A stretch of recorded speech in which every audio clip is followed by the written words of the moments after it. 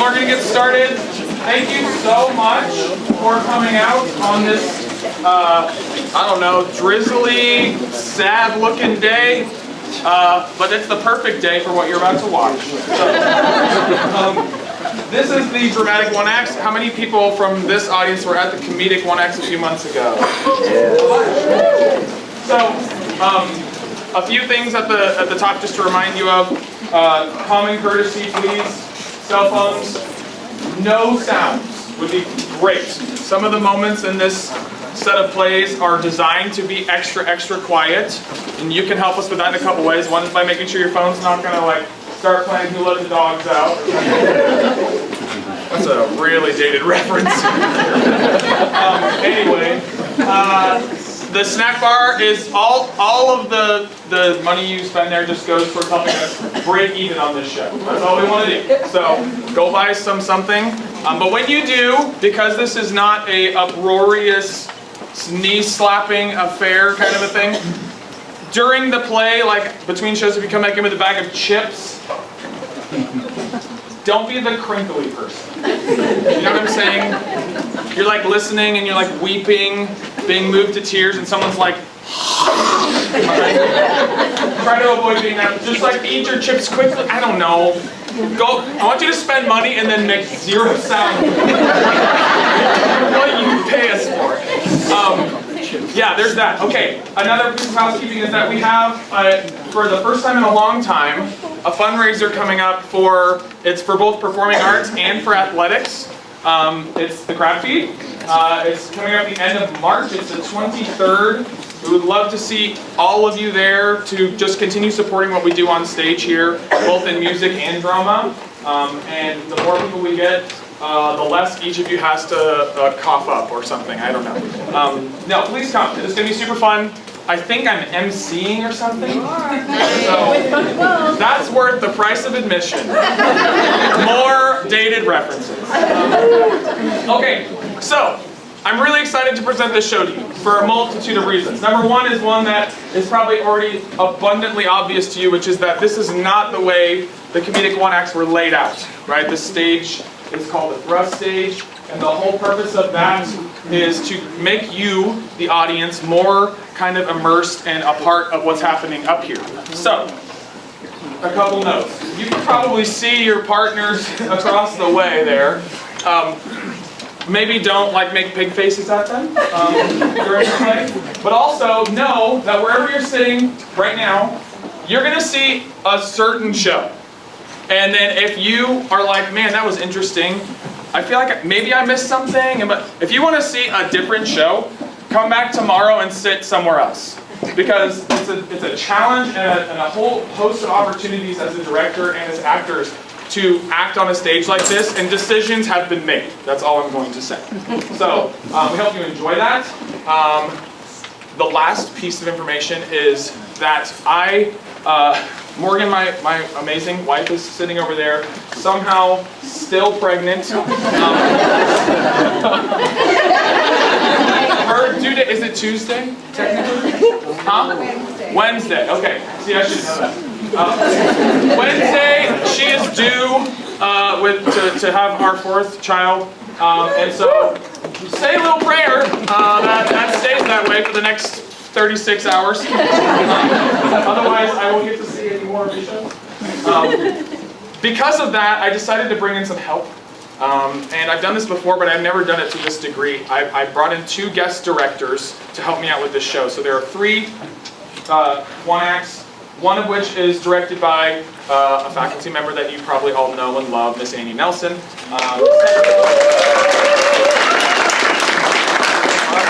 And then in a little bit, just so that it's not this weird who is that scenario, most of you probably know her face, but one of my very recent alumni and a member of our team at Berean, she works here and does all of our media marketing stuff, which is why everything looks so amazing now.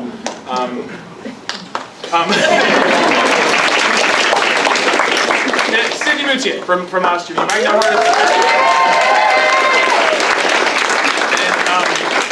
So yeah, I decided to give everybody the opportunity to intro their show on their own and right before their show starts. So I'm done for now.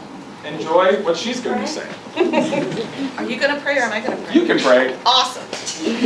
My name is Annie Nelson, and I have been teaching here longer than I want to think about. And for that same amount of time, I have been coming to these productions and loving them. And so I was so honored when Mr. Kerr asked me to direct one. The one I have directed is the first one we're going to see tonight. It is called The Boy Comes Home, written by A.A. Milne, who is a name you may know. He's most famous for writing some little stories about some stuffed animals, Winnie the Pooh and Tigger, but please immediately erase that information from your mind because what you are about to see has nothing to do with adorable woodland creatures. He wrote this in 1918. World War I was coming to an end, or they knew it was soon going to end, and they knew that they were going to win, as much as anybody won, World War I. And one of the big anxieties in society at the time was how these soldiers, who had spent the last 4 years with all of the traumatic events of the trenches, how they would reintegrate into society. The first time this play was produced was in September 1918, just 2 months before the end of the war. And the sounds that you are about to hear is a historical recording from the Imperial War Museum of the very last shells that were fired in the moments before the 11th hour of the 11th day of the 11th month of 1918.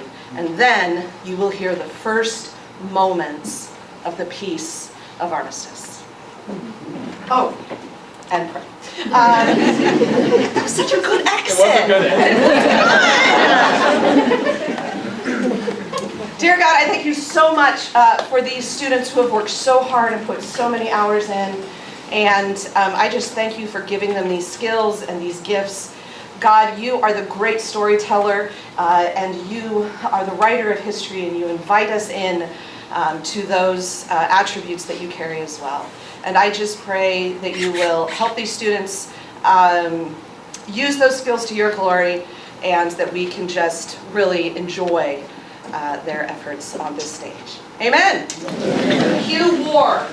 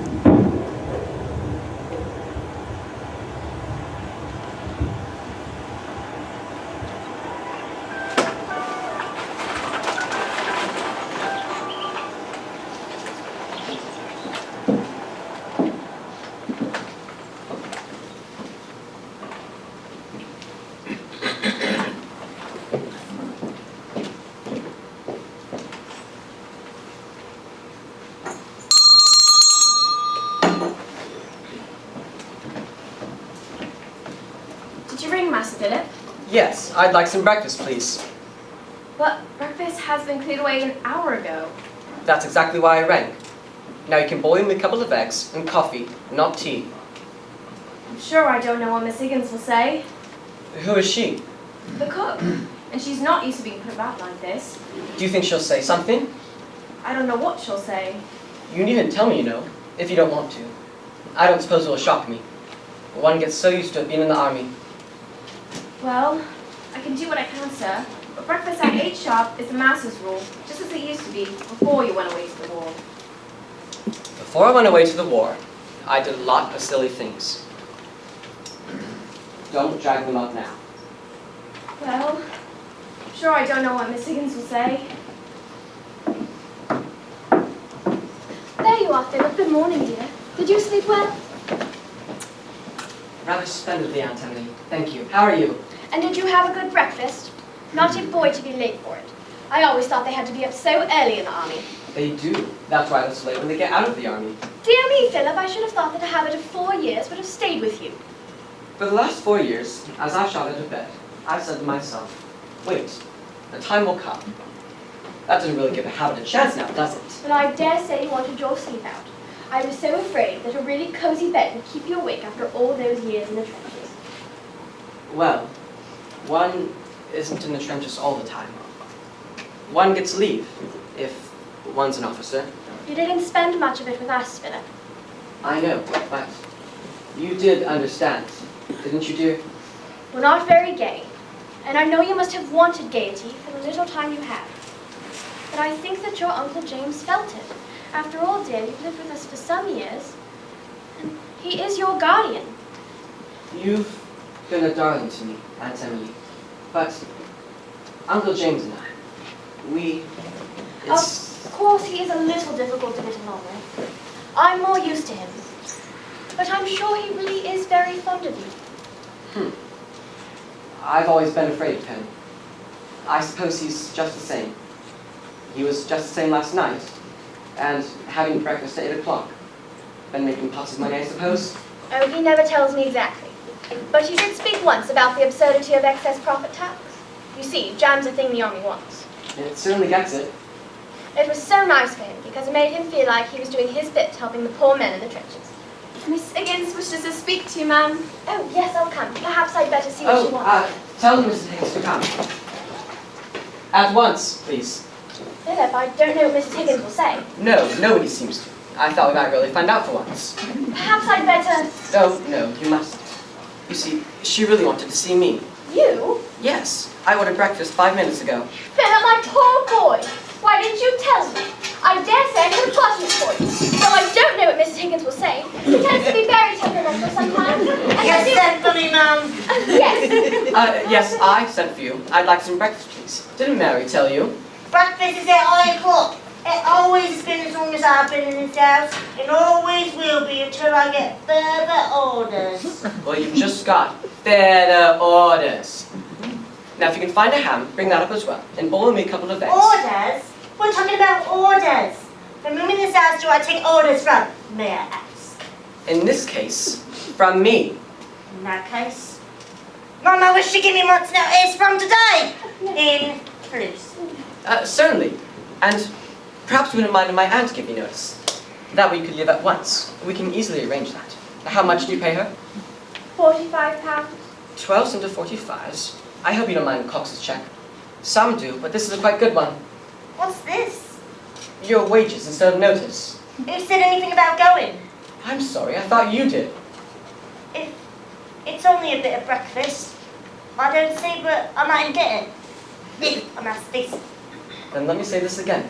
2 eggs, and if you can find me a ham, tell Mary she can bring that up at once, and I'll get going on that. Thanks very much. Well,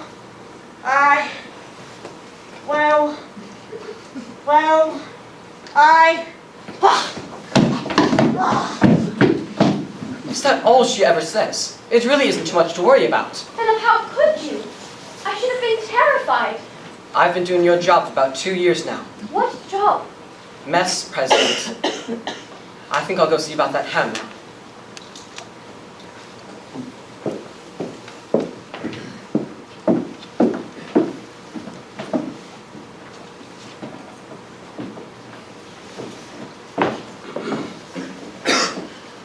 Philip down yet? He's just having his breakfast.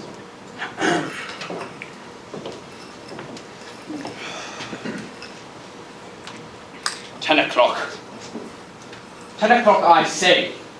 10 o'clock, Emily. Yes, dear, I heard you. Well, you don't say anything. I expect that he's tired after a long walk. Well, that's no excuse for not being punctual. I suppose he learned punctuality in the army. I expect that he learnt it, James, but I understood him to say that he'd forgotten it. Well, then the sooner he learns it again, the better.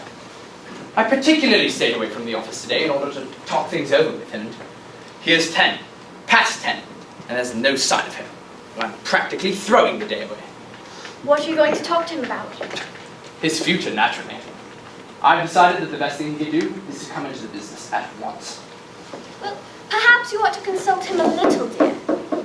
After all, he has been fighting for us. Now that's the sort of silly sentiment there's been much too much of. And I object to it strongly. I don't mean to boast, but I think I may claim to have done my share.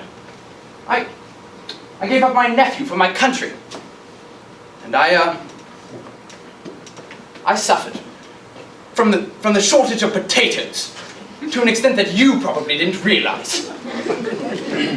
Yes, indeed, if it hadn't been for your fortunate realization around that time that you didn't really like potatoes, well, I don't know how we should have carried on.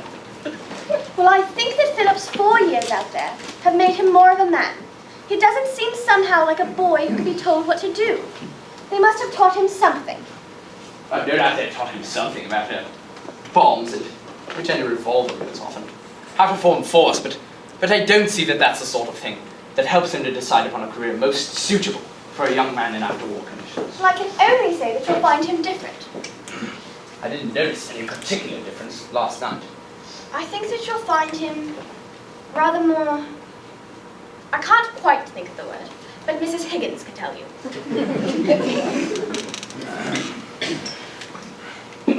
Of course, if he likes to earn his living any other way, he may, but I don't see how he proposes to do so long as I hold the purse strings. Perhaps you'd better tell him I can't wait any longer. Philip, your uncle's waiting to see you before he goes to the office. Will you be long, dear? Is he in a hurry? Yes? He says he is rather, dear. Couldn't he come and talk down here? It would not interfere with my breakfast now, would it? Certainly not. He'd rather you come to him, darling. Oh, well. He'll be here directly, dear. Why don't you just sit down in front of the fire and make yourself comfortable with the paper? He won't keep you long.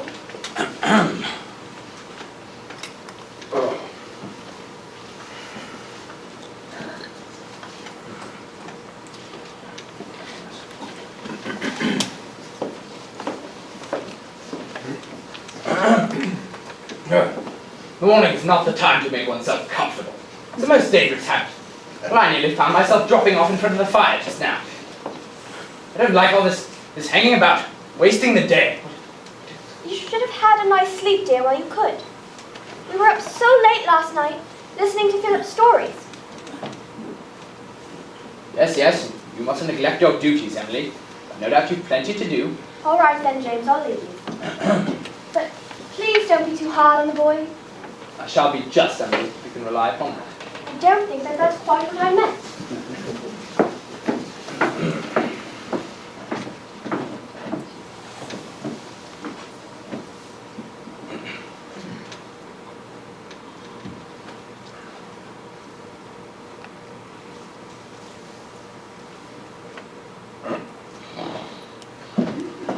So sorry to have kept you waiting, Uncle James. Breakfast. Rather a bit late, I'm afraid.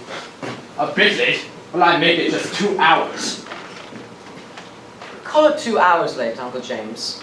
Or call it 22 hours early for tomorrow's breakfast. You smoke now? I what? You smoke? Good heavens, what did you think we did in France? Well, before you start smoking all over the house, I should have thought that you'd have asked your aunt's permission.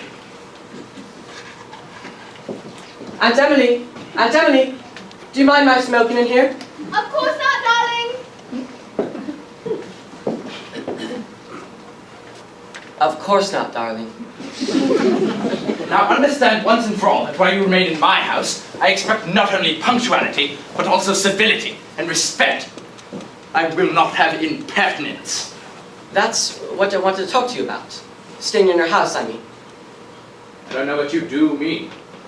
Well, we don't get on too well together, and I suppose I should take rooms somewhere. You could give me an allowance until it came into my money, or you could give me my money now. I don't quite know how my father left it to me. You'll come into your money when you are 25. Your father very wisely felt that to leave a large sum to a mere boy of 21 was simply putting temptation in his way. Whether or not I have the power to alter his dispositions, I do not propose to do so. If it comes to that, I am 25. Indeed, I had an impression that that event took place in about 2 years' time. When did you become 25, may I ask? It was on the Somme. We were attacking the next day, and my company was in support. We were in a so-called trench on the edge of the wood. A damn near rotten place to be, and we got help. The company commander sent back, tasked we can move. The CO said, certainly not, hang on. And we hung on, doing nothing, just hanging on and waiting until the next day. Of course, the boss knew all about that. He had it on us nicely. Dear old Billy. He was one of the best. Our company commander, They got him, that poor devil. That left me in command of the company.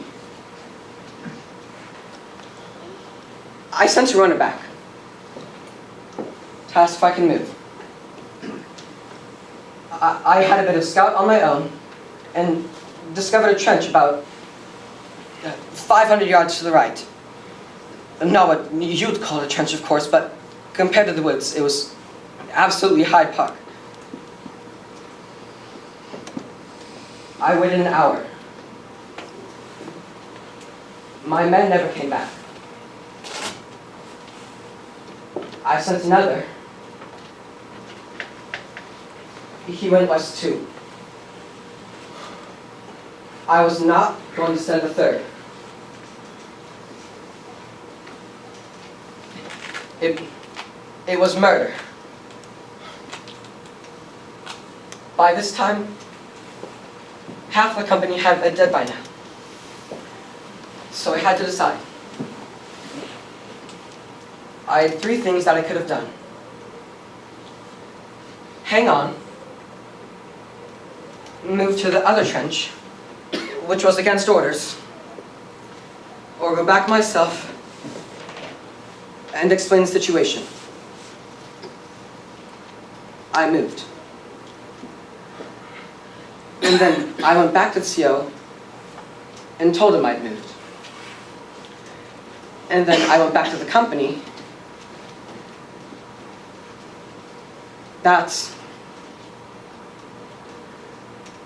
when I turned 25, 35, 45. Ah. Yes. I've no doubt points like that have often cropped up in the trenches. I am glad you did well out there, and I'm sure your colonel would speak kindly of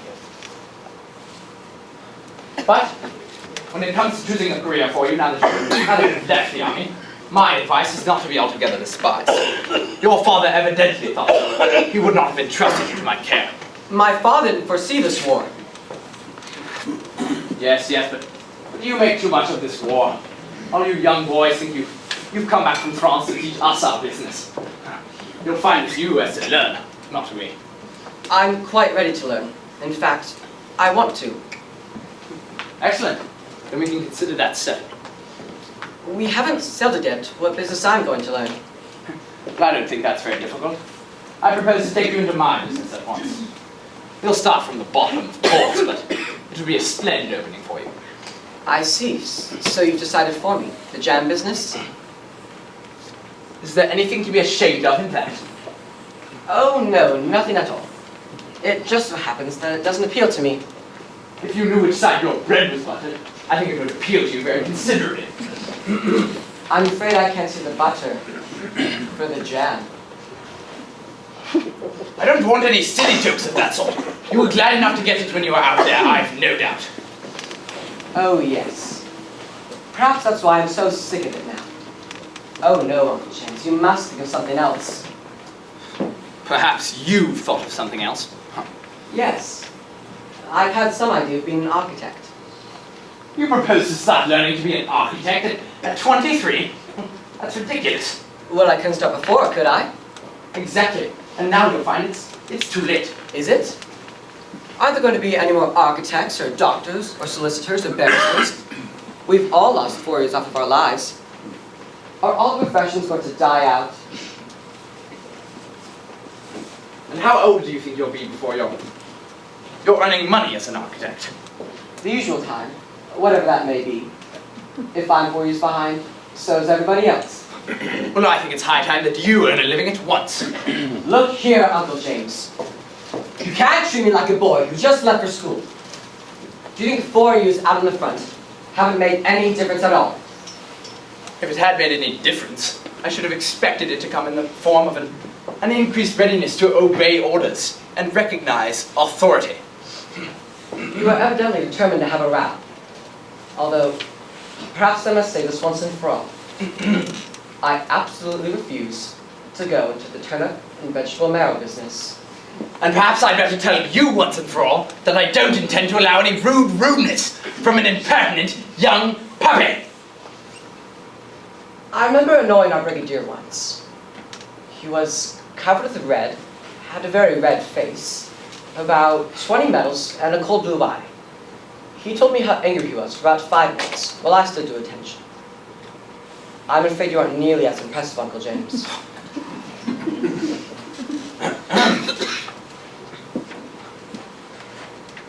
Fortunately, I have other means of impressing you. The power of the purse goes a long way in this world, and I intend to use it. Yes. It's rather awkward, isn't it? Well, I think you'll find it very awkward. Yes. I suppose I should have to think of another argument. Do that.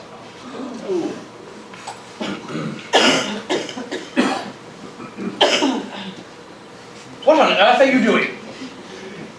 Souvenir from France. Do you know, Uncle James, that this gun has killed about 20 Germans? But don't go playing about with it in here. You'll kill an Englishman before you know where you are. Oh, you never know. It is a nice little weapon. Put it down, sir. You ought to have grown up with monkey tricks like that in the army. You ought to know better than to point an unloaded revolver at anyone. I've been on a revolver course for years and know exactly how to use it. Besides, it is loaded. Put it down at once, sir. What's the matter with you? Have you gone mad suddenly? I wonder, does it ever occur to you that there are about 100,000 people in England who know all about revolvers and are quite accustomed to them, but have nobody else to practice on? It certainly doesn't. I wonder, does it ever make any difference? One gets so used to pointing at people that it's rather difficult to realize suddenly that one oughtn't to. Well, I don't know what the object of this tomfoolery is, if it has one. But understand that I expect you to come to the office with me tomorrow at 9 o'clock. Kindly see to it that you are punctual. Uncle James. I've no more... Damn it, sir! Stand your attention when speaking to an officer!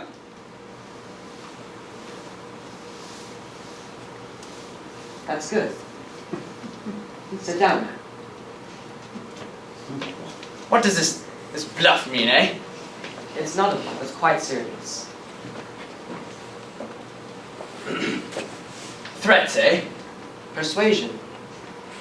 At the point of a revolver, do you intend to solve your arguments by force? Good heavens, sir, that's just what we were fighting to put down. What we were fighting? We? Uncle, you're a humorist. Well, you, if you prefer it, but those of us who stayed at home, when Parliament forced us to pay that tax, and it was... Never mind about the excess profit tax. I can tell you quite well what we fought for. We used force to put down force, and that's what I'm doing now. You were going to use force, the force of money, to make me do what I wanted. And I'm using force to stop it. You're going to shoot your old uncle? I've shot lots of old uncles. Landshooters. But those were Germans. It's different shooting Germans. You're in England now. You couldn't have a crime like that on your conscience. Do you think after 4 years out on the front, one hasn't quite the same ideas about the sanctity of human life? How could one? Well, I think you'll find that juries have about the same ideas, I fancy. Revolvers go off by accident. You said so yourself. This would be the purest accident. Can you see it in the papers, Uncle James? Deceased uncle's nephew. Obviously upset. I suppose you think it's brave to come back from the front and threaten a defenseless man with a revolver. Is that the sort of fair play they teach you in the army? Good heavens, of course it is! Do you think you just wait around until the other side has just as many guns as you do to attack? You're really rather lucky. Strictly speaking, I should have thrown a dozen bombs at you. As it happens, I've got only one. Put that down at once, sir. You hold it in your right hand, being ever so careful to put the lever down. And then you put the pin in your finger and... Oh, but this doesn't interest you, does it? Put that back at once, sir. Good heavens, anything might happen. I wonder, does it ever occur to you that there are about 3 million people in England who know all about bombs and how to use them? It certainly doesn't.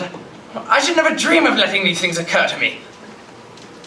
It's rather against my principles as a soldier. I suppose to make things fair, you shall have it. Certainly not, sir. It might go off at any moment. Oh no, it's quite useless. There's no detonator. Now then, let's talk business. What do you want me to do? Well, strictly speaking, you should have your hands over your head, yelling combat. But I'll let you off that. All I want from you now is to be reasonable. And if I refuse, you'll shoot me. Oh, I don't know, Uncle James. I expect we should go through this very scene again tomorrow. You haven't enjoyed it, have you? Well, there's lots more to come. We'll rehearse it every day. One day, if you go on being unreasonable, this thing might go off. Of course, you think that I shouldn't have plucked a fire. The odds are 100 to 1 that I shan't, only I might. Fear's a terrible thing. Elderly men die of it sometimes.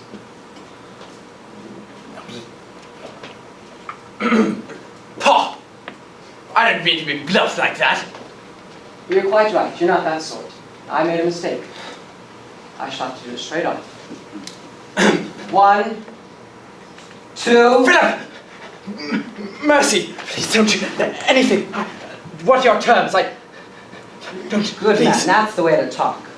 Now, you sit comfortable by the fire till I get back. I'll go get them. Here's the paper.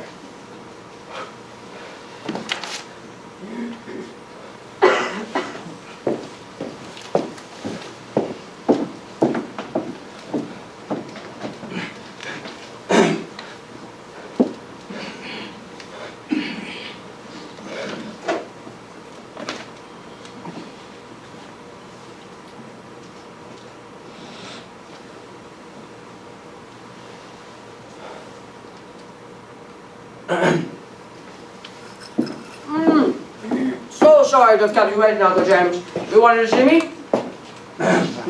That's all right, my boy. That's all right. What have you been doing? Breakfast. Rather a bit late, I'm afraid. That's all right. Are you all right? You don't seem to use your bright self. I seem to have dropped off in front of the fire. It was a most unusual thing for me to have done. Most unusual. Let that be a lesson for you to not wake up so early. Of course, when you're in the army, you can't help it. Glad I'm out of it, and my own master again. That's what I wanted to talk to you about. Sit down over here. I'm fine right here. You take out. No. You come over here. I should be dropping off again. Righto.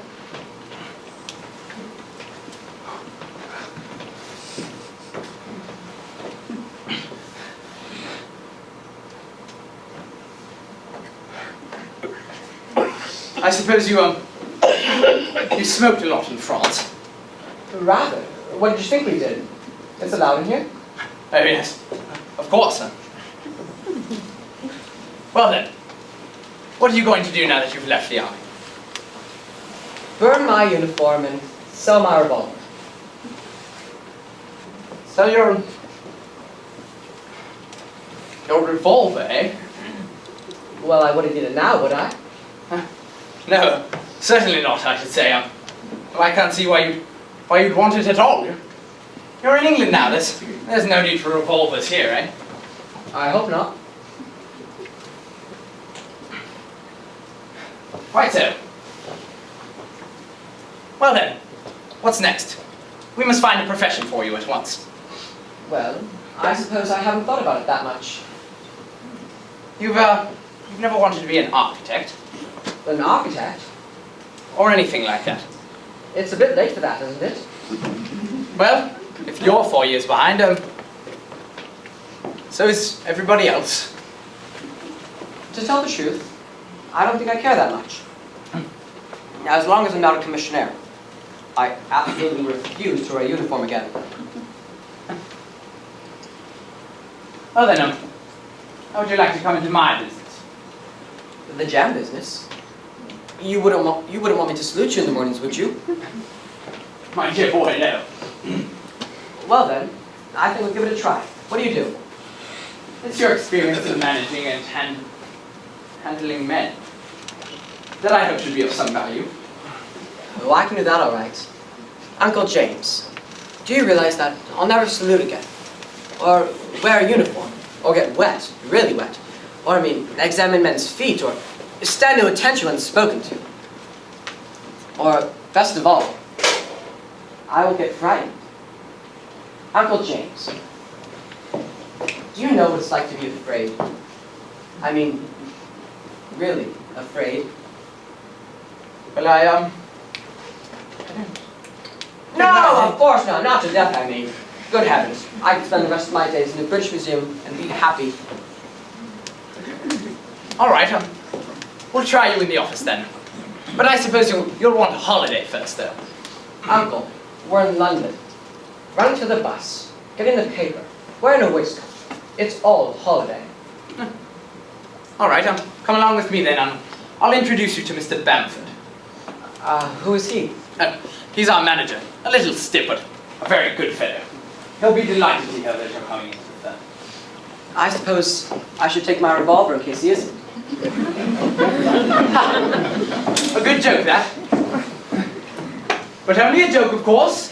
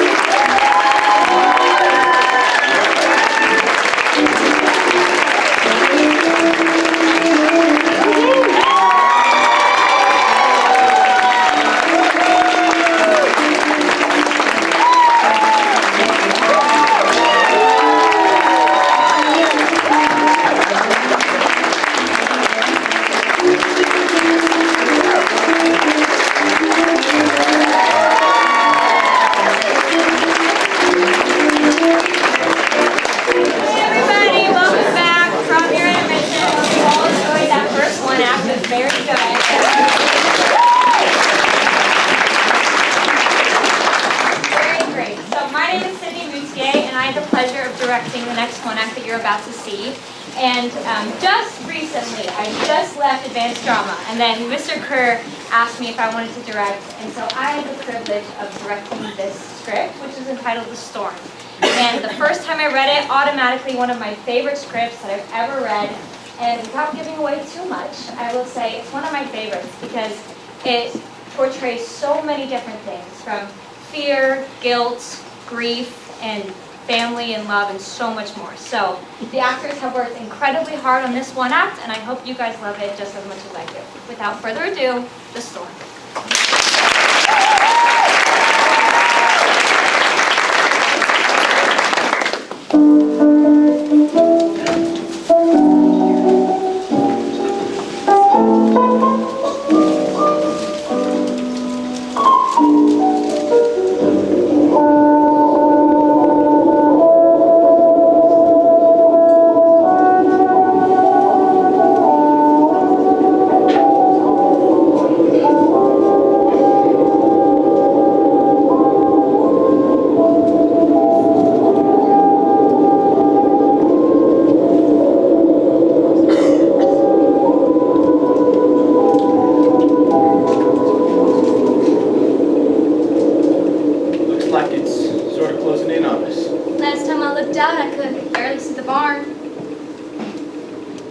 it all now.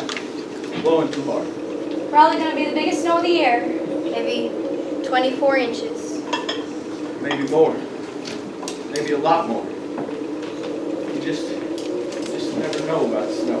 I'll go warm up the coffee. Snow's something you just can't tell about. There's ought to be a couple cups left from dinner. Hi, Mikey. You sleepyhead. You little fuzzy-headed sleepyhead. The wind's blowing harder. Cuts in through the window and the door. Maybe I'll put another quilt on Mikey. It's getting dark real early tonight. Can't see anything and it's barely 5 o'clock. 5 o'clock. About time for Dad to come up the drive and honk, and Mom to rush out, and Sis and hug him all the way up the steps. You miss it, don't you, Mary? I'm sorry. I shouldn't have said that, or even thought it. You haven't any business being here, Mary. You of all people shouldn't be trapped in a farmhouse shack, 100 miles from nowhere in a blizzard. I wouldn't want to be with anyone but you, Jeff. Be it in the Waldorf Astoria or Bradyville or anywhere. No, Mary. Your place is in the city. A big, fine home in the city. My place is with you, Jeff. No, Mary. 100 times I've asked you to leave. And how many times have I refused? It was for better or for worse, Jeff. Remember? One thing about it, couldn't get much worse. It could be a lot worse. We have a home. You call this a home? A shack? We have Mikey. And we have each other. That's more than lots of people have. Those people in the big homes. The lights burn in their windows, Jeff, and on their hearts. The train will be running again when the snow melts. You'll take Mikey and leave. No, Jeff. When the snow melts, you'll leave. We've gone over this before. My mind's made up, Mary, and you're going. We can't just run and run. We can't hide when there's nothing to hide from. I can't just drag you and Mikey all over the world.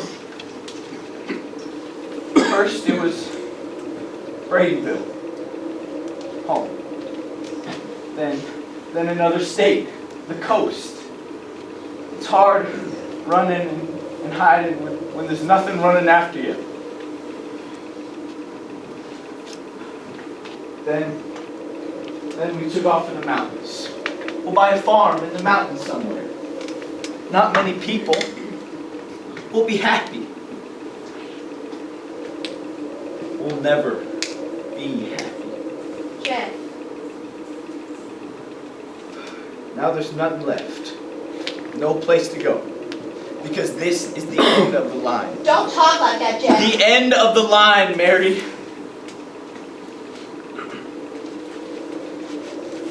Here's that whistle blowing. People get off at the end of the line. Jeff. Maybe it is my mind, Mary. No, Jeff. It's just a storm. You get this way every time there's a storm. Yeah, the storm. That's what started it all. We were happy until the storm. I had a job at the lumber company. It didn't pay well, but it was a job. And I came home at 17 after 5 every day. But you were always there. We're together all the time here, Jeff. And that summer we were the happiest two people in the world. Then the fall came and the leaves changed, but we didn't. Then the winter. And the storm. It's getting dark. Just like it did on that day when it came. The storm. I'll pop us some corn tonight. It's a good night for popcorn. I'll put some sugar on it, Jeff, and I'll read Longfellow. Whittier and Longfellow. What a night for snowbound. You know, poetry isn't like a book. You read a book and that's it, but not poetry. It's never the same. Sort of like a day. The sun comes up, people go to work, and they come home from work, and the sun comes down, and yet it's never the same 2 days in a row. Except around here, nothing's different. Just the oatmeal's burnt more one day than the other. Jeff, I'm sorry, Mary. I didn't mean it. I know you didn't, Jeff. I don't know why I said it. You know that I wouldn't hurt you for anything in the world. I know that too. It's just the storm. It happened on an evening just like this. I couldn't see where I was going, Mary. Fire's about down. Coffee's not even hot yet. They can't blame me for something I couldn't help. I ought to get another stick of wood. I wasn't going fast. It was just the snow was blowing towards me, and I couldn't see. The wind just gives me the fidgets. I guess the best thing to do is just go ahead. Get it out of your system. It's the same thing every storm. That's why I'm sending you home when it thaws. That's why I'm staying right here, Jeff Mulkey. We'll see. We'll see.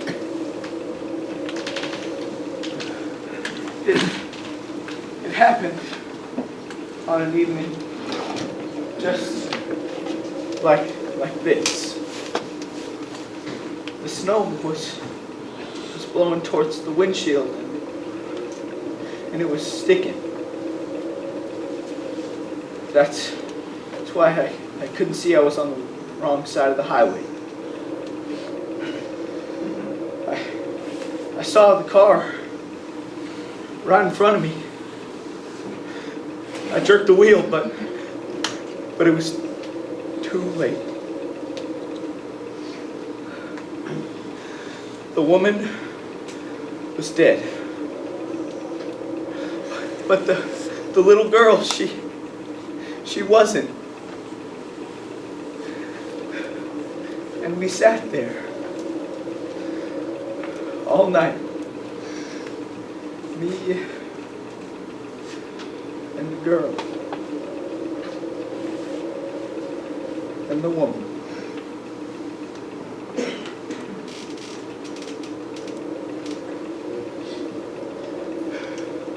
The little girl kept talking about her locket. Her daddy gave it to her before he left, she said. The woman, she didn't say a word all night. Maybe the coffee's hot, Jeff. It was cold that night. And the little girl, she whimpered. Then she stopped whimpering, and they were both quiet. The coffee is hot, Jeff. I'll get us some cups. You'll feel better once you get some coffee in you. She died with that locket in her hand, with it frozen in her hand. It smells good. They kill you for killing people. It's quick that way. You don't have to suffer. Every day, every night,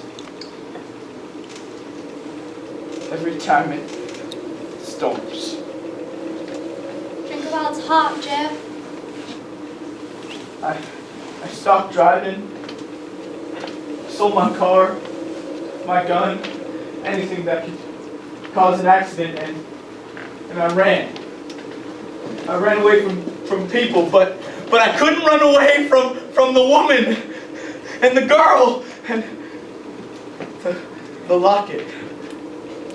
Please drink your coffee, Jeff.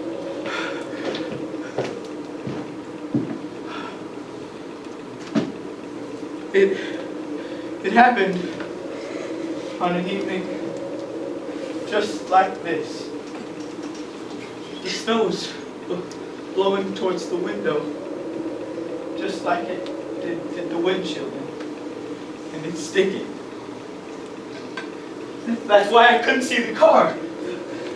The snow it's blowing on the windshield, and I can't see. The snow's blowing on the windshield and I can't see! It's freezing on the windshield and I can't see! Jeff! Jeff!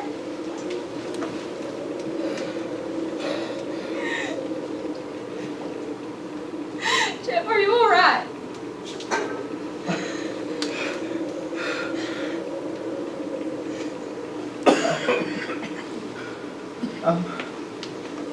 I'm alright. Are you sure? I'm sure.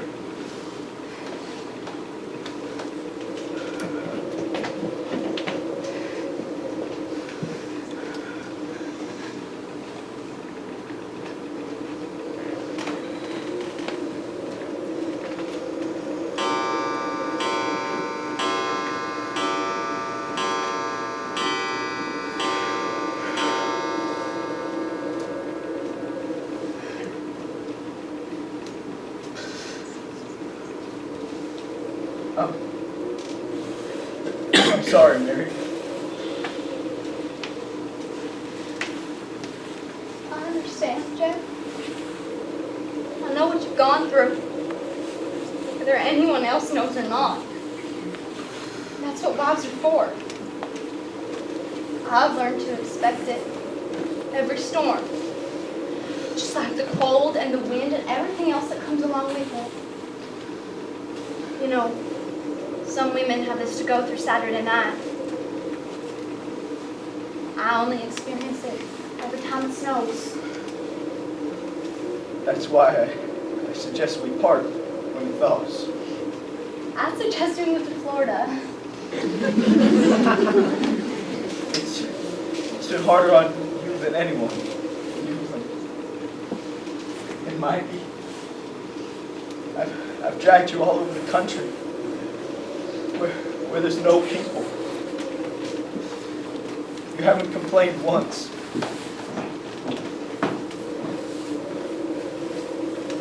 Just smile once in a while here. Smile from you is worth all the people in the world. It won't always be this way. I know it won't.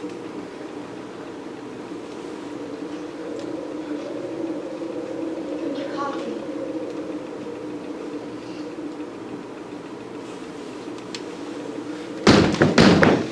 Someone's at the door, Jeff.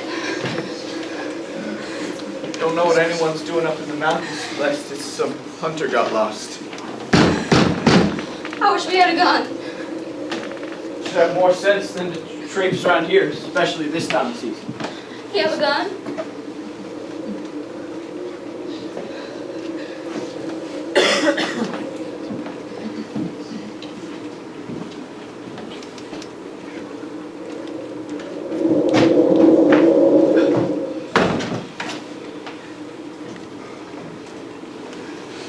Lucky you found us. You couldn't have in another half hour. Storms around here get mighty bad. You must be a stranger. Didn't think anyone but a stranger would dare venture out. Maybe he's a hunter, Jeff. A hunter and got lost. I was hunting, and I got lost in the snow. For miles I've been tracking something. Well, I'm afraid you're in for a rough night. Worst blizzard of the year, I miss my guess. The coffee's hot. I'll get you some. I'd be much obliged. Most from stiff I am. Drifts up deep and fast, especially about this time.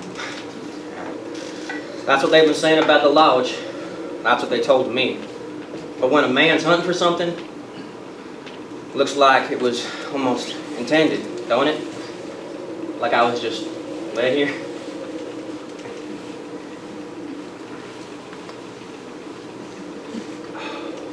I was hunting, and it looks like I was led right here. What's that you got over there? Oh, this is Mikey. He's the spitting image of Jeff. Well, as fit as anyone could be at the age of 5 months anyway. I had a daughter once. Spitting image of her mother, she was. That's neither here nor there. Good coffee. Where you from? The sea. I'm from the sea. Wherever that goes, that's where I'm from. Well, I'm Jeff Mould.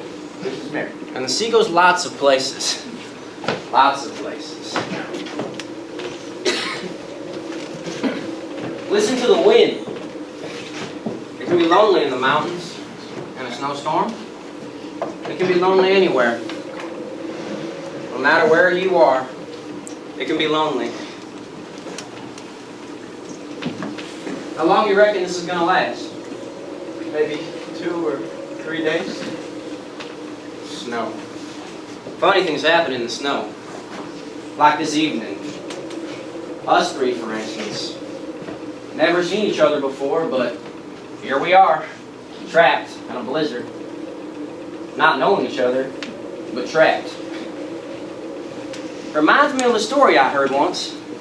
Seems that this feller, Frank, couldn't get along with his wife.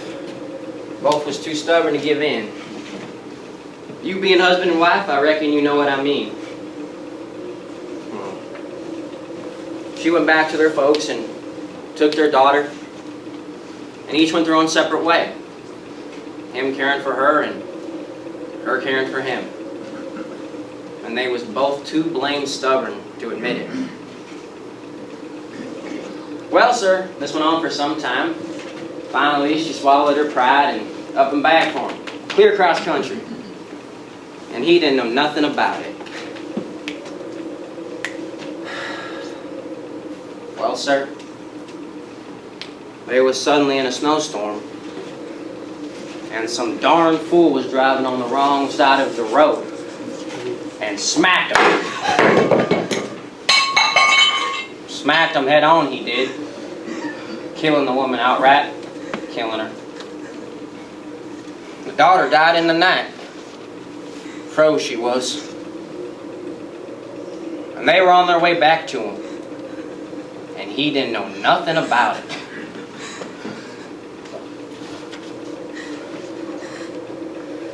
The wood on the fire, it's getting low. I ought to go get another stick.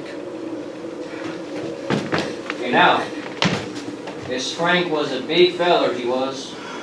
Tall and big. Walked with a limp. Had a scar on his face.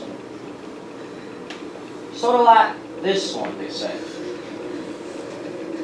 Coffee's good. I'd be much obliged for another cup. I'll go get some wood.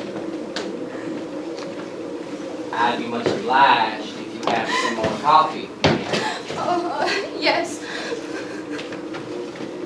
Lucky I was to stumble onto you like this. You've afraid of nerves, ma'am.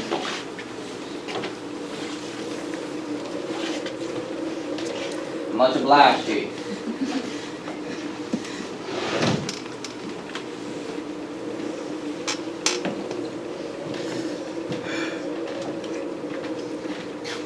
Well, so the story goes, when Frank got word about a year later, hit him mighty hard.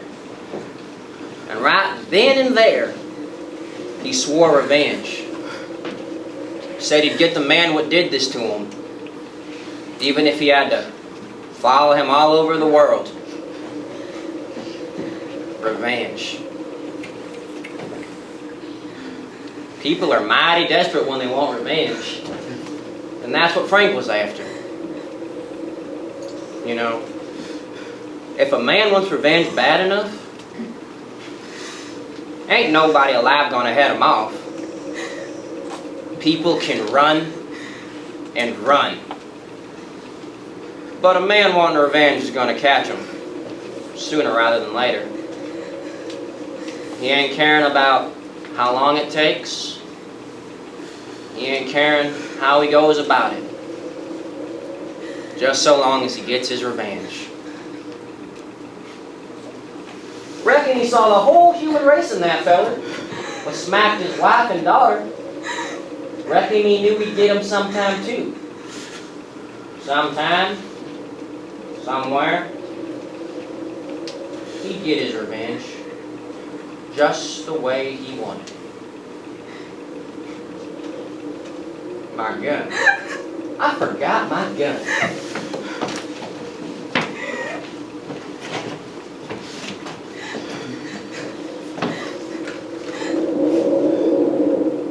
Jeff, what are we gonna do? I don't know, Mary. I don't know. He talks just like a maniac. I'm scared to death. He's the one. He came here to kill us. Yup. I'm much obliged to you. It's getting cold out there.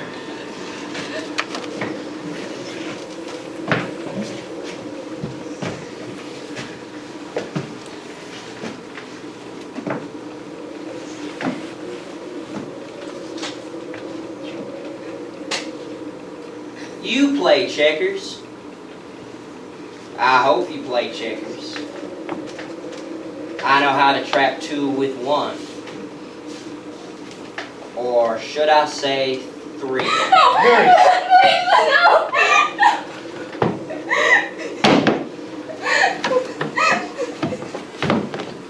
You play checkers. No. Not very well. Maybe I can teach you. Maybe I can teach you how to trap three with one. You know, a person can get trapped in the snow and he's helpless. Trapped. Trapped like that woman in the car. Trapped like that girl. Nothing to cry out to but the storm. Nothing to whimper to but the wind.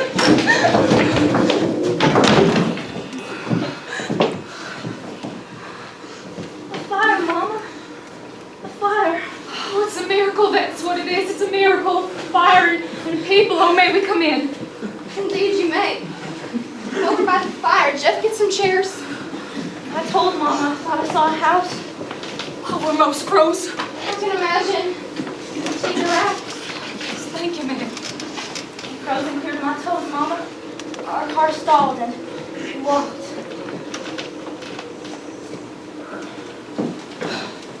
Y'all must be starved. Let me fix you something. Don't bother. It's enough just to have a warm fire. I prayed for it, Mama. I prayed for it real hard to happen. He led us right here. Blizzards around here get mighty bad. Blows and cuts through like a knife. Oh, it's a miracle. That's what it is. Mama, what's her name? Oh, this is Michael, but we call him Mikey. Oh, Papa let me have a puppy once, and I called him Mikey. Puppy, not Papa. May I hold him? Oh, better not. You're cold, and you chill him most will give him pneumonia. He's cuter than my Mikey. He didn't have dimples. I better get started on supper. Oh, we can help. We're good cooks, me and Susie. You and Susie will sit by the fire and warm your feet. That is just what you and Susie will do. We're grateful to you, Mrs. Martha. And this is Jet. And that's the hunter. happy to know you. But don't cook nothing fancy, just plain and simple food we like. There's nothing fancy about me and little Susie. I'll be helping you in the kitchen.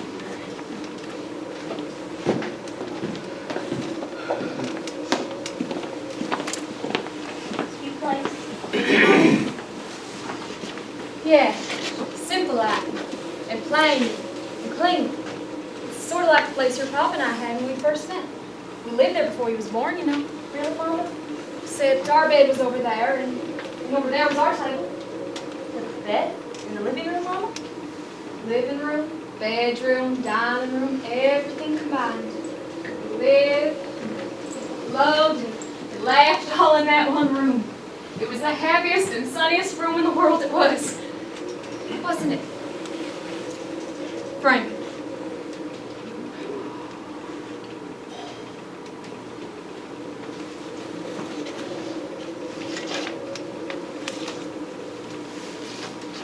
Martha, it is you. Isn't it? Yes, Frank. It's me. What are you doing here? I was most ready to ask you the same question. What are you doing here, Frank Bevins? I got lost in the storm, Martha. I was hunting and I got lost. Hunting. The last time I spoke with you, the only thing you ever hunted for was excuses. A man can change. That's right, Frank. A man can change. And I've seen him change. I've sat and waited nights and watched and seen him change right before my very eyes. Your daughter's changed a bit too, hasn't she, Frank?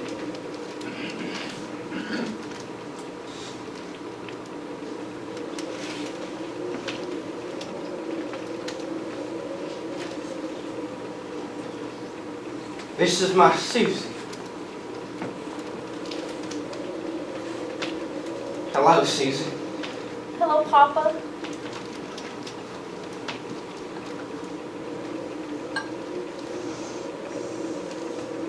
You're such a big girl and pretty. Thank you, Papa. I've still got the lock you gave me on my 10th birthday, Papa. See?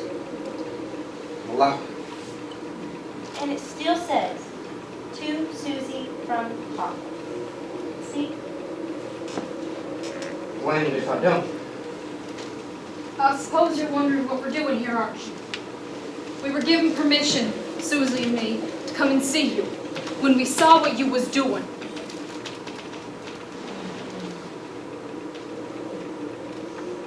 So?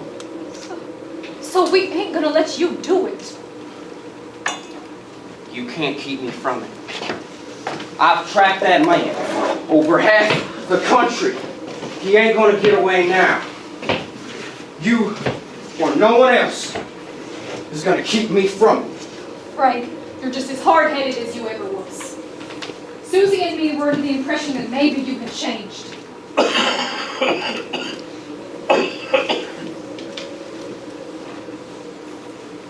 That loan in there took away my wife and daughter. It was an accident, Papa. Accident.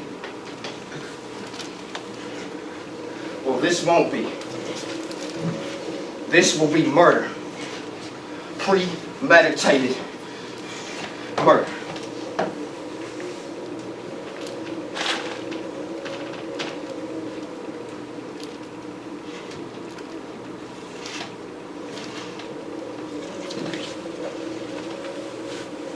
You don't chase a man for 5 years and then just let him walk away.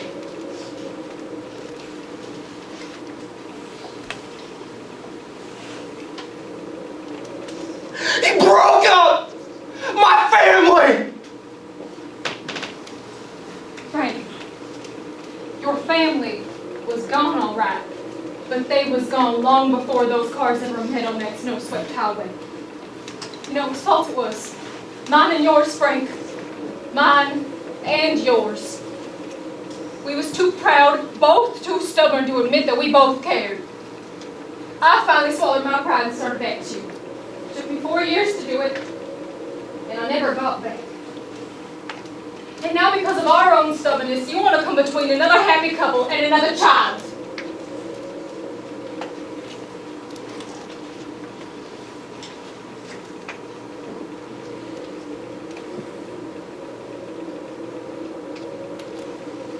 He's gotta pay. He has paid, Frank. It was an accident, but he pays every minute of every day. In every snowstorm he pays. In every automobile he sees a twisted mass of wreckage, 2 lives and a locket. I'm going to get him, Martha. Frank, I started back to you when the accident happened. And I've come back again. Susie needs you. I need you. So if you love me and Susie, come with us. Walk out that door right now with us, Frank, and let them be. Let that couple in there be. Come with us, Papa. It's wonderful where we live. And it would be better if you were there.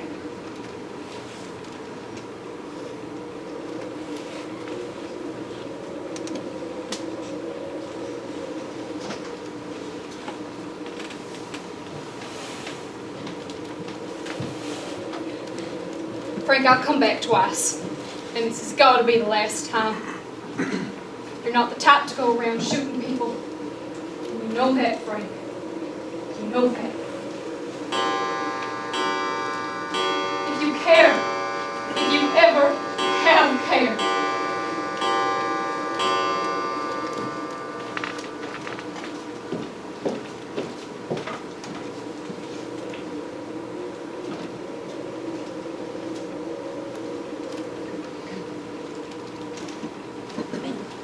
I'm ready, Mama. you're coming, Frank.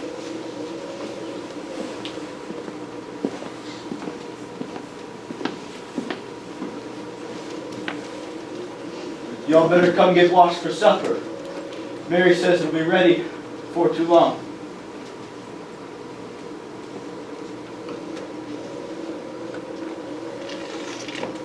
Frank, we're leaving, Jeff. Me and Susie and Frank. He's coming with us. He's coming home with us, Mr. Jeff. Are you all crazy? No, Jeff, just don't ask any questions. Give our regards to Mary and tell her that everything is going to be all right now. I can't just let you go out there in that blizzard. You won't last 30 minutes, and you know it. Bye, Jeff. My arm, Frank.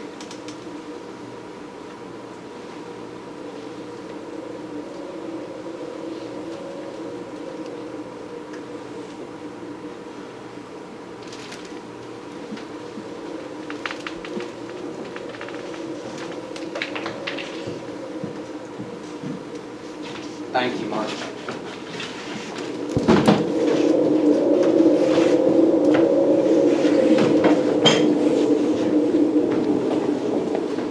Jeff, did you tell him that dinner's gonna...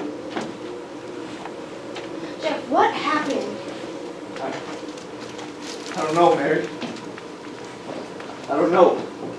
They just left. Left. She said to tell you that everything would be all right. Jeff, they'll be lost. No one can survive in this.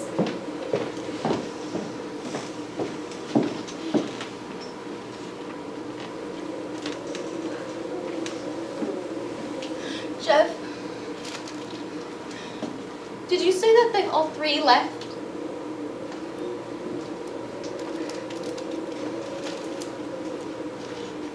Jeff? Out there. Outside. Out in the snow. The tracks. There's just one person's tracks. I know, Mary. It seems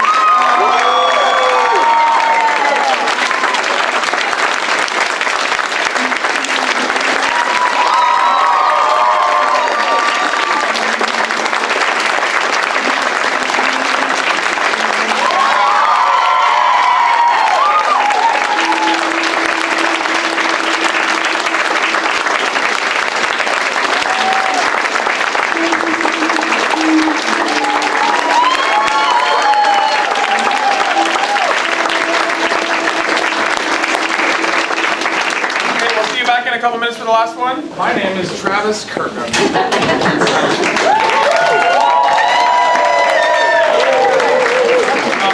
No, I don't want to say much. I just want to say I directed this play the first year of my working here, 7 years ago. So it's been a big gap for this one, and it's been cool to approach it a little differently this time. I will remind you, as if I am the voice at the Disneyland ride, to keep your feet tucked behind the yellow line during this play. Please and thank you. Otherwise, you might receive a hospital bill.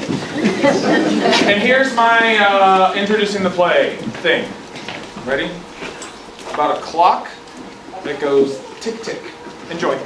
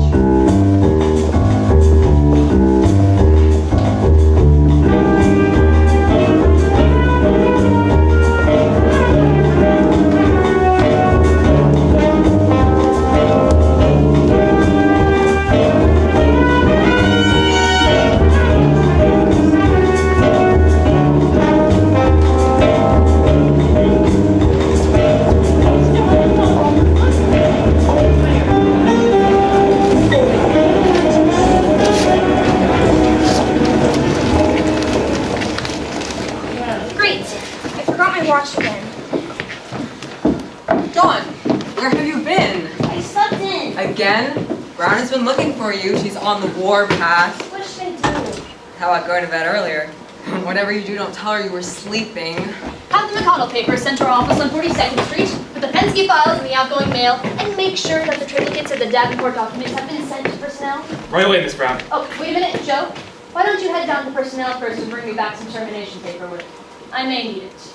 Certainly. Didn't I ask for the Cincinnati report to be on my desk by this morning? See, there now, Miss Brown. Just 1 minute, Miss Holtz. Yes, Miss Brown? You're late.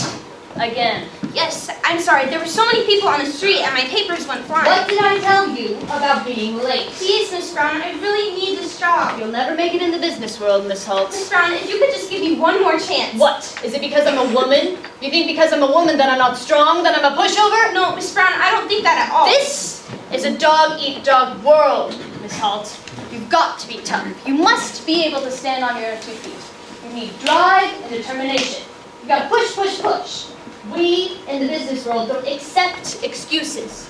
You either get the job done and on time, or you don't. That's it. Nothing else. Whether you were late because you went to your grandmother's funeral, or you had food poisoning, or you just slept in, it's all the same results. You were late, and the job isn't getting done on time. I can explain. Are you listening to me? I don't want an explanation. I want you to be in on time. I want you to be responsible. I want you to stop thinking that the rules apply to everyone but you. I want you to stop thinking that you're special, that you're an exception, because you're not. I know how you think, Miss Holmes. You think to yourself that you're exempt from the rules. You think to yourself, I can be late because I'm tired. I can be late because there's a spider on the door. I can be late because the taxi took a wrong turn. I could be late because I have a hangnail. And you think you're the only one who's tired.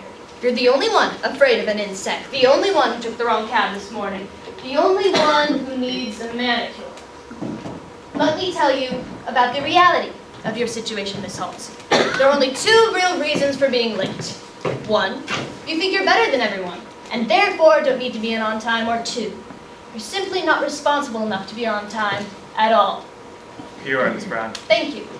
To be honest with you, I don't like either of those reasons, and you've proven quite thoroughly that you're incapable of changing your behavior. Miss Brown, please. Don Holt, you're fired.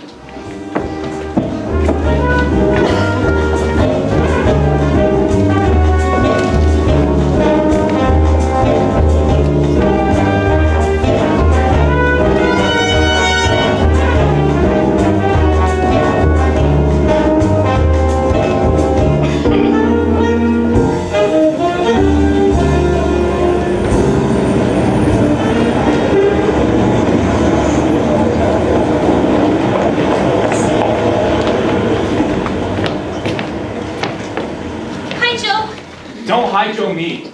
You were supposed to meet me for lunch today. Right. Here I am. You're late. I have to be back to the office now. Oh, come on, Joe. Give me a break. That's all I ever give you, Dawn. You always say we're gonna do something and then it never happens. I'm sick of it. It's like you don't even want to spend time with me. I do. It's just If you did, you would.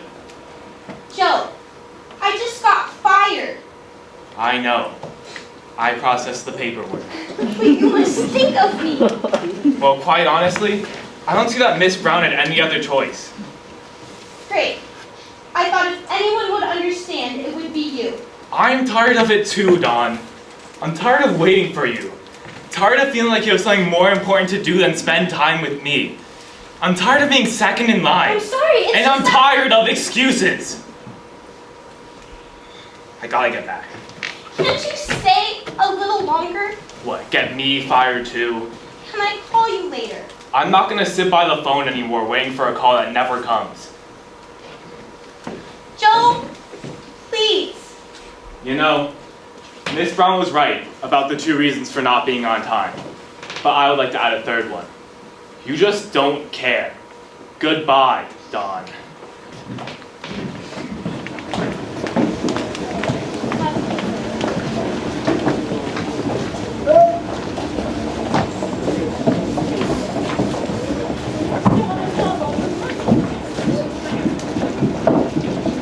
Hey, Dawn. I heard the news. Tough break. Yeah. I heard she humiliated you. Who'd you hear that from? Oh, the whole office is talking about it. Great. Well, don't worry about it. You'll get another job. This was the 3rd job I got fired from this year. Ouch. Well, the year's not over yet. Why do you go before? Very funny. Hey, do you want to grab a drink later? Oh, I can't. I got a date tonight and I don't want to be late, so Good idea. I'll see you later. Yeah. Bye.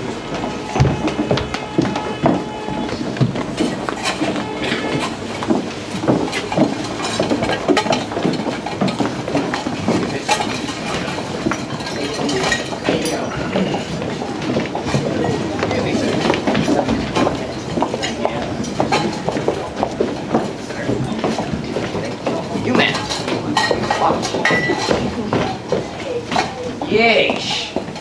Everyone's always in such a hurry. You're telling me. It's just so hard for a simple salesman like myself to make it anymore. Join the club. Ah, you a salesman as well? No, it's just hard for me to make it too. Bad day. You could say that. Ah, well, maybe I got something in here. Just a little oopsie, huh? Perfect. Wait, yeah, tea blanket for keeping the tea warm, you know? Yeah. Jack and Jill watercolor paints, huh? Look at them, they're walking up there and they go tumble all the way down. It's non-toxic. What about some jewelry, huh? You got a boyfriend? Impress him. Okay, don't got nothing you need then. Good day. Well, wait a minute. You'll never sell anything like that. Like what? Like that. Walking away. What? It just seemed like you weren't interested. Or you didn't need nothing. You gotta make me interested. You gotta sell me something I don't need. Well, you don't need. It's not really my style, you know? Well, you'll never make it in this world. Perhaps. Well, show me what you got. Give me the pitch. The pitch? Alright. These matches, huh?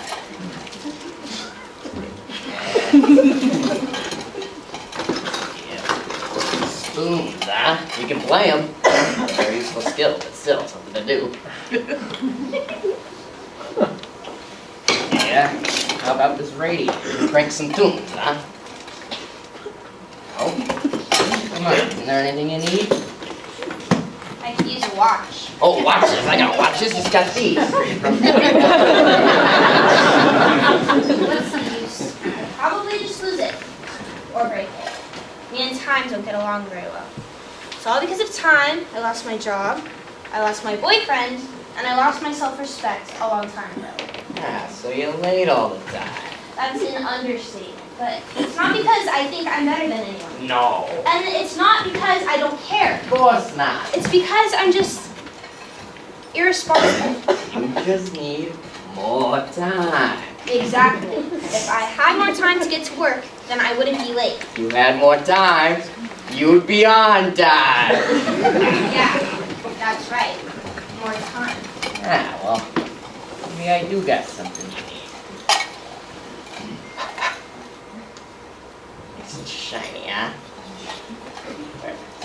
Here we are. Oh, watch? I told you, I probably just break it. Me and time are enemies. Oh, it's not a problem.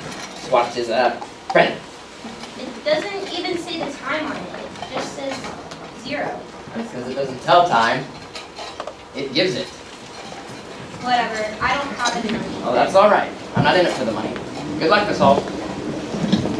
Yeah, good luck to you too. Hey, wait a minute. How did you know my name? Oh, Ryan.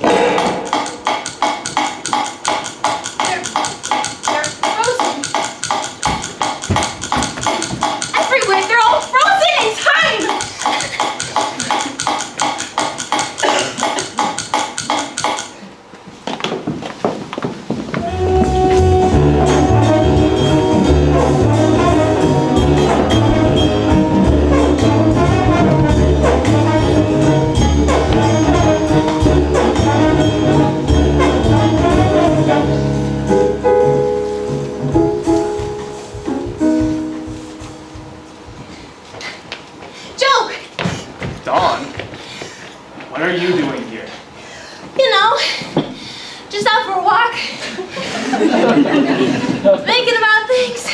Well, don't think about us, because we're over. What if I told you I've changed? What, in the last couple of hours? Well, yeah, actually. Look, Dawn, people don't just change over the course of a couple hours.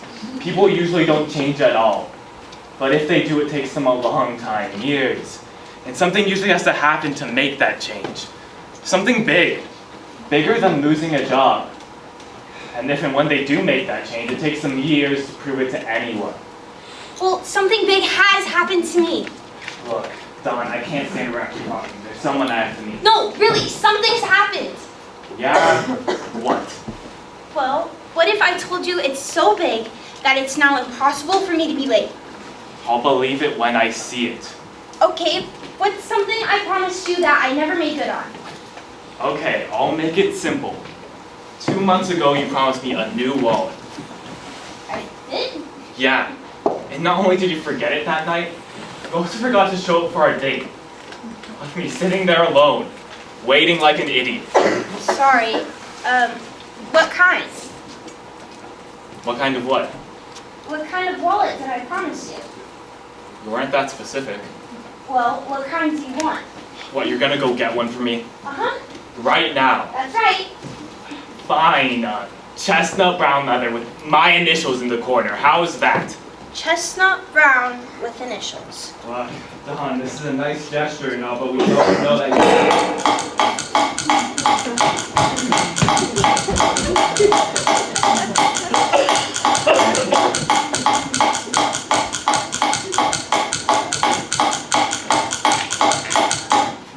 me that wallet. Oh, sure, you'll mean to, but you'll be on your way to the store, and then something will happen, as usual, and then... How did you know I'd say I'm telling you, I've changed. Ask and you shall receive. Tommy, watches.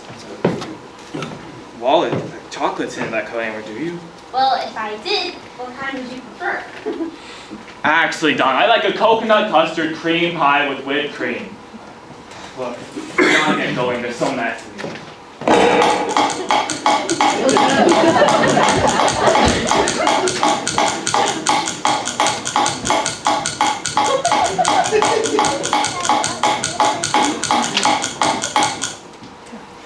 You're a nice girl, really.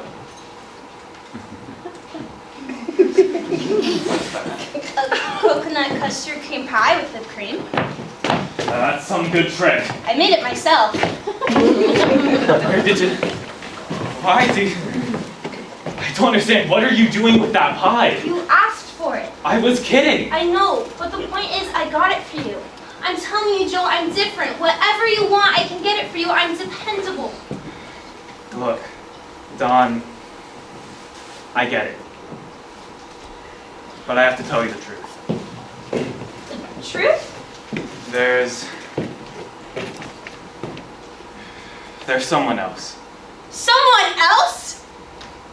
Yes, Don, How long? just a few weeks. So you were seeing her while we were still... Yes, only for a few weeks. That's great. So I'm irresponsible, I don't care, and now I'm an idiot. Sorry. Is that who you're meeting?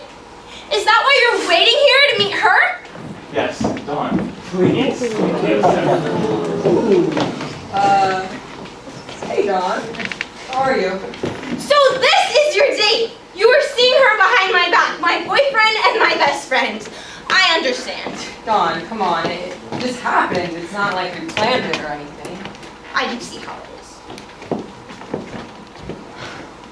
Look at her, I feel terrible. Yeah, well, she wasted up my time.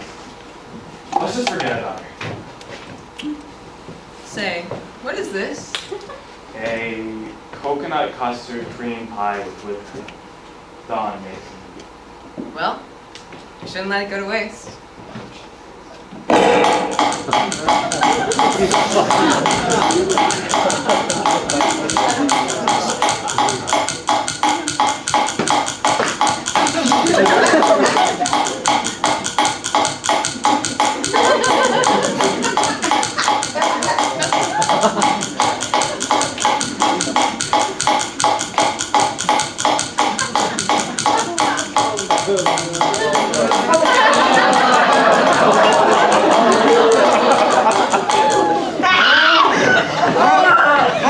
Why did you hit me in the face with a coconut custard cream pie with whipped cream?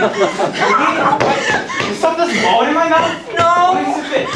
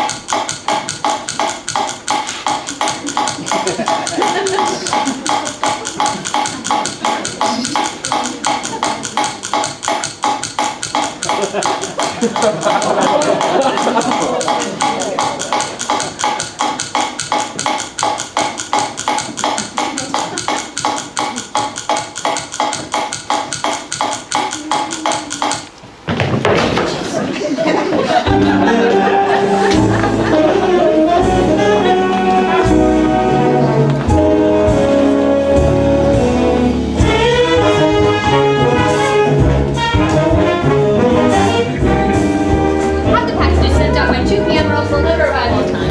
Yes, Miss Brown. Oh, and can you see if the triplicates of the termination paperwork for Dom Health have been fully processed and sent to corporate? Yes, Miss Brown. What are you doing here? Just thought I'd come visit the old place. Well, this is still a business, and we don't have time to immerse you in your nostalgia. That's funny, because I have all the time in the world. Look, mister, we come to beg for your job back.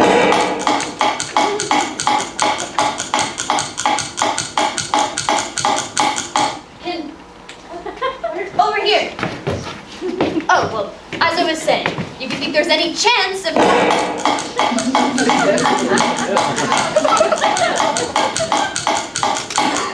Dinga. Where'd she go?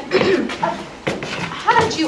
Miss Brown, I just want you to know that I hold no hard feelings. That's very reasonable. And you'll probably never see me again. That's understandable. But I just want you to know that every single day, until I get tired of it, of course, you're going to experience some rather odd, no, strange, no, incredibly perplexing things. Like what? Well, like this.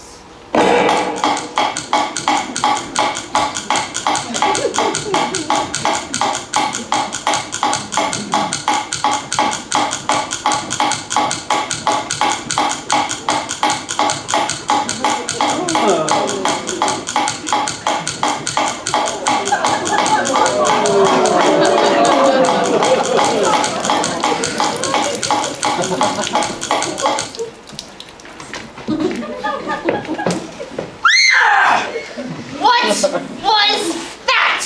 Well, I gotta get going, Miss Brown, but you take care and have fun. I know I will. Joseph Leslie Howard! I will have every paper company in the entire world know about how you've been treating me. Heck, the whole economy will be crumbling.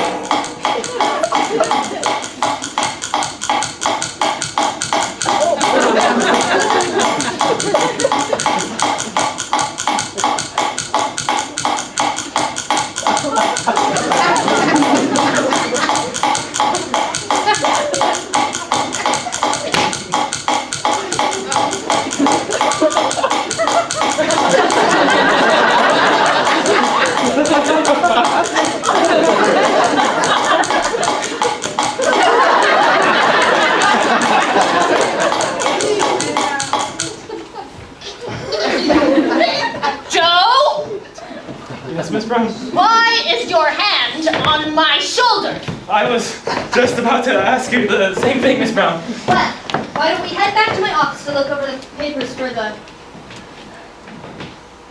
I must not be feeling well today. Me either. Why don't we take the rest of the day off? That may be for the best.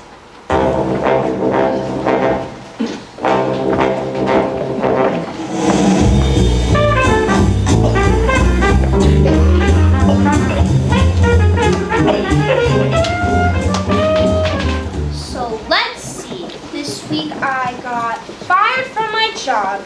My boyfriend dumped me. And I found out he was seeing my best friend behind my back. On the other hand, I got this watch. I think it's time I start using time to my benefit.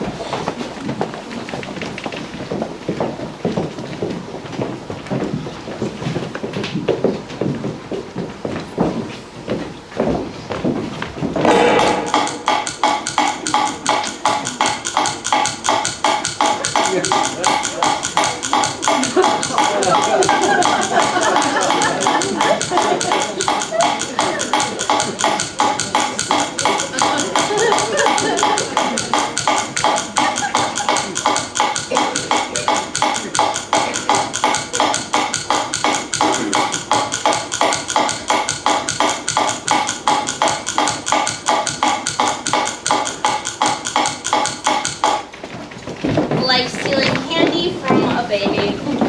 And it's about time. Dawn, hey, there you are. Listen, I need to talk to you. I'm really sorry for what I did. I was a rat to go out with Joe like that. Come on. Just want to tell you, I'm really sorry. I understand if you never want to talk to me again. Really? Yeah. I feel ashamed about the way I've acted. Well, are you still seeing him? No. He ended it. I think he feels as bad as I do. you forgive me, Don? Yeah, sure. No hard feelings. Thank you, Don. I gotta run. See you later. Well, would you look at that? Don? Miss Holt, can I talk to you for a minute? Sure, I guess so. Well, I was doing some thinking, and I think I was a bit harsh on you. Really? Yes, I want you to come back. What made you change your mind?